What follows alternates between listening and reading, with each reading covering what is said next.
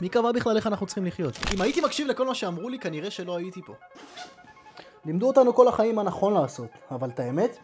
שזה בסדר לעשות הכל. זה בסדר לאכול, זה בסדר להיות שונה, זה בסדר לא להיות בכושר, זה בסדר להיות שמן, זה גם בסדר להיות מבולגן, זה בסדר.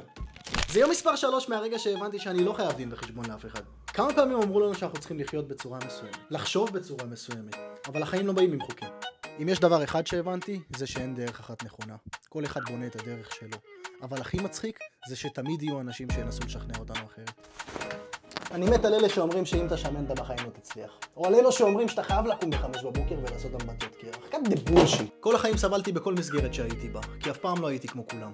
אני לא אחד כזה שהולך עם העדר, ואת האמת גם לא מתכוון להיות. כמה פעמים מצאנו את עצמנו שואלים, אולי הם צודקים. אולי אני באמת עושה משהו לא נכון. אבל אז הבנתי, מי בכלל קובע מה נכון ומה לא נכון? אם כולם היו הולכים לפי חוקים של מישהו אחד, אף אחד לא באמת היה מצליח. אז אם אתם מרגישים שאתם לא כמו כולם, או הולכים בדרך אחרת, לא רק שזה בסדר, זה בדיוק מה שאתם צריכים לעשות. אז השאלה האמיתית היא, מי קבע איך אנחנו צריכים לחיות? כי נראה לי שהגיע הזמן שכל אחד יחליט בעצמו.